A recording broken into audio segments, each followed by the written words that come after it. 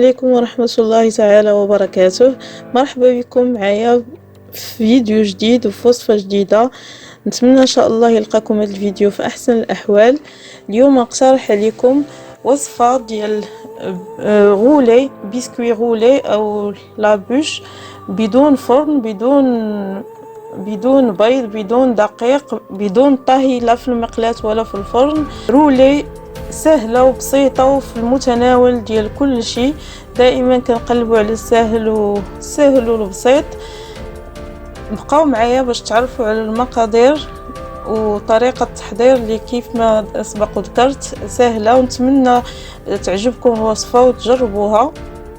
ومرحبا بمن زار القناة لأول مرة، بقاو معايا وفرجة ممتعة. بسم الله على بركة الله. غنحتاجو لتحضير هنا لابوش. عندي هنا بسكوي بودوار او بسكويت الشاي. هنا عندي قهوة، يا اما ديروا قهوة معصرة يا اما ديروا قهوة سريعة الذوبان. درت فيها شوية الفاني باش نسمها. ممكن ديروا ايضا الكراميل، ندوبوه شويه، نص معلقه ديال نكهه الكراميل.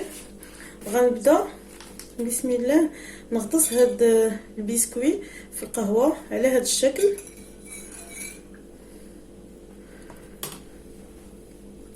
ونحط فوق بابي كويسون.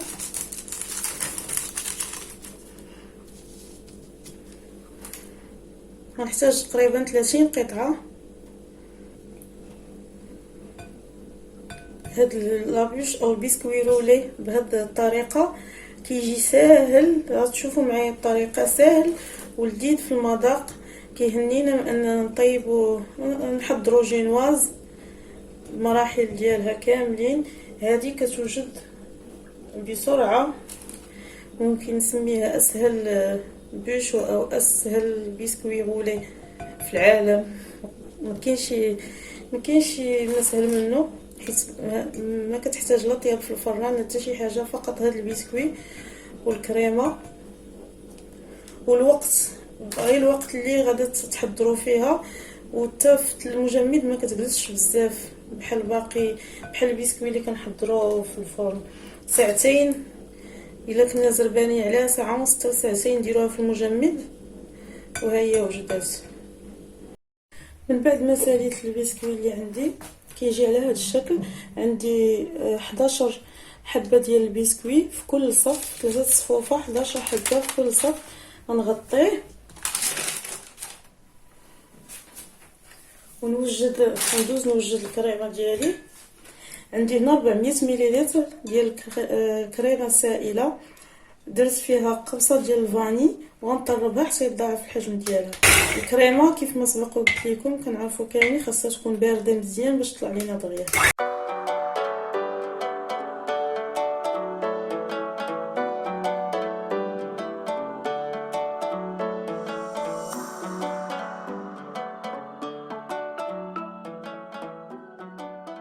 من بعد ما طربتها تعقدت كيف ما كتشوفوا معايا، كنقلبوا لو بول ما كطيحش معانا. غنضيف ليها الجبن كريمي اي نوعيه ممكن تستعملوه. علبه ديال الجبن،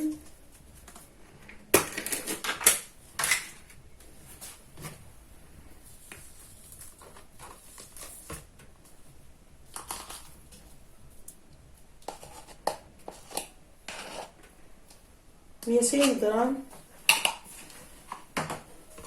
ونعاود نطربها.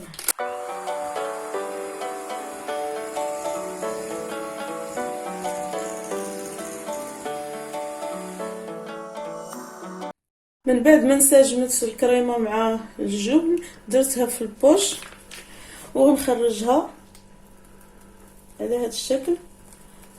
غنخرجها البوش باش تجي طبقه متساويه ديال الكريمه، ما تجيش بلاصه عامره وبلاصه خاويه. ونحاول نسرح ليها الوجه ديالها بسباتول على هذا الشكل. غناخذ ملعقه ديال الكاكاو المر وملعقه ديال كولاكاو او كاوبيل اللي كنديروه مع الحليب باش ما يجيش هاد الكاكاو مر بزاف. نخلطهم ونغربلهم فوق من هاد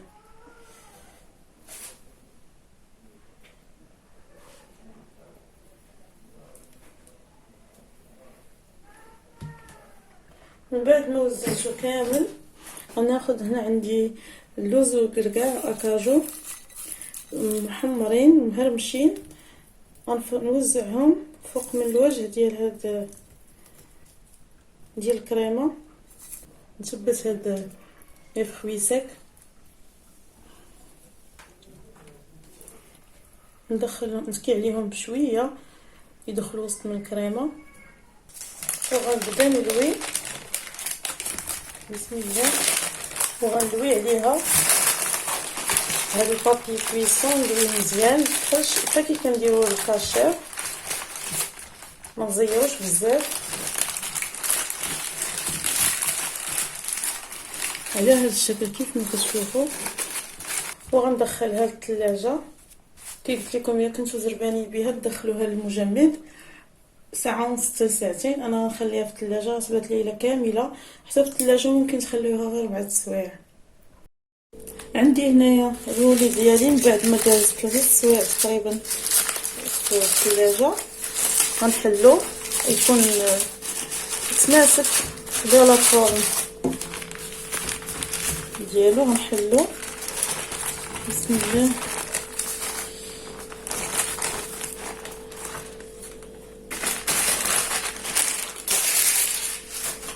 شفتوا معايا الشكل ديالو.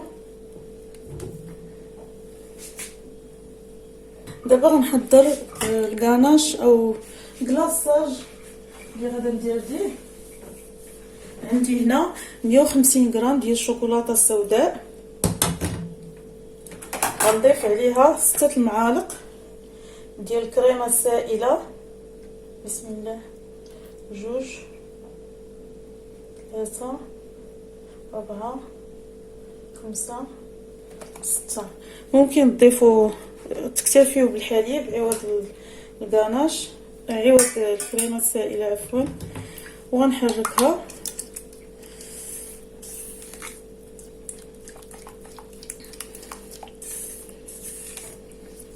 قلت لكم هذه هي اسهل رولي او اسهل بوش في العالم، بدون فرن، بدون بيض، بدون دقيق، بدون ما فيهاش ادنى مجهود. يلا هذا لي بسكوي كنفزقوه كنقادوه لا كريم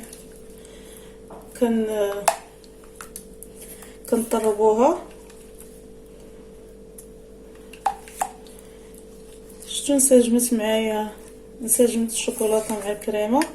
دابا غنضيف عليها باش يجيني بحال الشكل ديال فيريرو روشي، غنضيف عليها اللوز مهرمش. ممكن تكتفيو بالكاوكاو، انا دايره فيها اللوز والكركاع لداخل. نبدا غندير اللوز اللي حمصته وهرمشته في هذا الطحان كيف ما كتشوفوا معايا.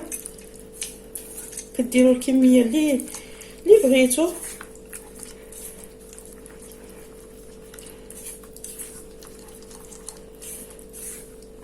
غنضيف شويه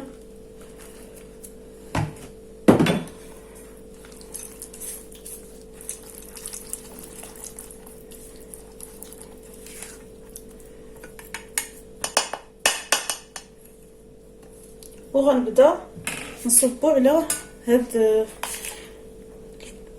الرولي.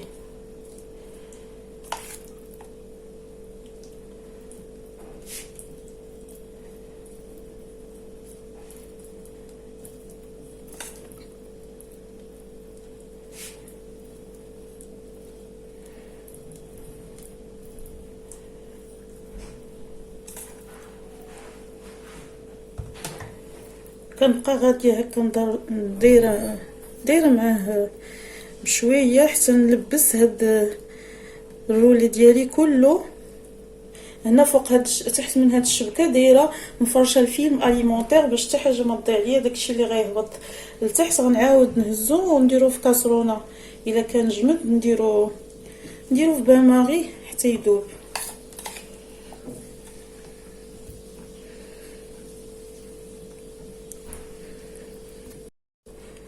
استسمح ما انتبهتش انه الكاميرا ما كتصورش. من بعد ما كبيت هذاك الكاناش فوق الرولي ديالي، ما كان باقي ما نشف فيه الشكلاط مزيان، دوزت اللوز افيلي من الجناب حتى من الجنب الاخر كيف ما كتشوفوا. وهنايا كنت مفرشه فيلم اليمونتير، فاش غنسالي غنجمع هادشي حتى حاجه ما غضيع، هو اللي وليت جمعت منه فيه الشكلاط. وعاود فاش درت اللوز افيلي غنعاود نجمعو. دابا غندوز نطرب شويه د لاكريم اللي غنزين بها الوجه ديال الطورطه ديالي. وهذا هو الرولي اللي حضرت معكم سريع وبمكونات اللي هي سهله جدا، الطريقه ديالو سهله، مكونات في المتناول، ما بدون فرن كيف ما شفتوا معايا، ما فيش ادنى مجهود، حتى في الثلاجه ما كيتعطلش باش نقادوه، باش نزينوه ونقدموه. سهل وبسيط. قدمته على هذا الشكل كيف ما كتشوفوا. درت فيه وريطات بالكريمه السائله اللي ضفت فيها شويه ديال الكاكاو. وهنا عندي الشكلاط ذوبته اللي بقى لي هبط في هذاك الفيلم اليمونتير، عاودت ذوبته وقطعته على شكل مثلثات كيف ما كتشوفوا.